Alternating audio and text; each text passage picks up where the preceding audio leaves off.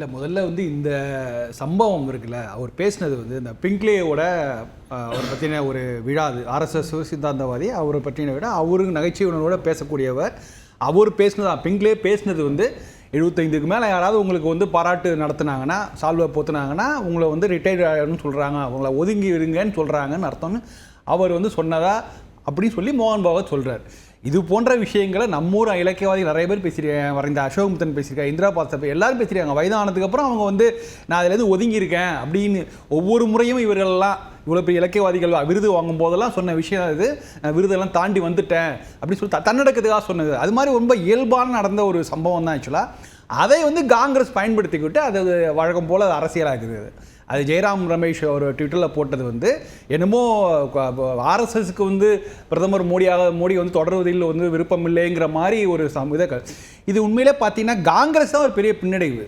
அதாவது நீங்கள் மோடி இருக்கும் வரை காங்கிரஸால் எதுவுமே செய்ய முடியவில்லை அப்படிங்கிறத வந்து மறைமுகமாக ஒப்புக்கொள்கிற மாதிரி ஆகிடும். இது காங்கிரஸ்க்கே பெரிய செட்பேக். ஜெயராம் ரமேஷோட எல்லா ட்விட்டர் கதைகளும் இப்படி தான் போகுது. ஆக்சுவலாக அவர் ரொம்ப ஒரு வித்தியாசமான ஒரு ஆங்கிளில் சொல்கிறார். நீங்கள் ஒரு ராகுல் காந்தியை வேறு யாராவது இதை பற்றி வெளிப்படையாக பேசியிருந்தா கூட நம்ம வந்து அது விவாதமாக பேசலாம். அவர் ஜெயராம் ரமேஷோட ஒரு ட்விட்டர் அக்கௌண்ட்டில் அவர் போட்ட செய்தி அது அரசியலாகுது. நீங்கள் இந்த விஷயங்கள் எல்லாமே வந்து 75 வயதுங்கிறது சூப்பர் சீரியஸ். ஸோ இன்றைய காலகட்டம் இன்றைக்கி ஒரு கோவிட்க்கு அப்புறம் நியூ நார்மல் லைஃப் இங்கே இருக்கும்.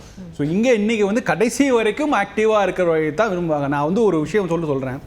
ஞானி அவர்கள், மறைந்த ஞானி அவர்கள் வந்து கலைஞர் பற்றின விஷயம் பேசும்போது நடந்த சர்ச்சைகள் விவாதங்கள் இருக்குமே, அதான் திரும்ப அது ஒரு முக்கியமான விவாதங்கள் நடந்தது. அதெல்லாம் திரும்பி பார்த்தாலே தெரியும். ஞானி வந்து ஒரு பெரியாருடைய ஒரு தீவிரமான சீடர். அவர் வந்து கலைஞரை வந்து 84 வயதான கலைஞரை வந்து நீங்கள் வந்து ஓய்வு எடுத்துக்கலாங்கிற மாதிரி ஒரு 4 பக்கத்துக்கு ஆனந்த விடல் எழுதினது பெரிய அரசியலில் ஒரு பெரிய பரபரப்பான செய்தியாக இருந்துச்சு. ஞானிக்கே சொன்னாங்கல்லாம், பெரியார் என்ன சொன்னார், 95 வயதில் பெரியார் என்ன சொன்னார், ஆக்டிவாக இருக்கணும்லாம் சொன்னார்ல, அதெல்லாம் கம்பேர் பண்ணி பெரிய முக்கியமான சர்ச்சை அது. ஆக்சுவலாக நீங்கள் வந்து இன்றைய காலத்துக்கு தேவைப்படக்கூடிய சர்ச்சை. நீங்கள் அதை எடுத்து இதிலேருந்து பொருத்தி பார்த்தால் கூட இது எந்த அளவுக்கு வந்து நம்ம வந்து எந்த அளவுக்கு டிவேட் ஆகிருக்கோங்கிறது தெரியும்.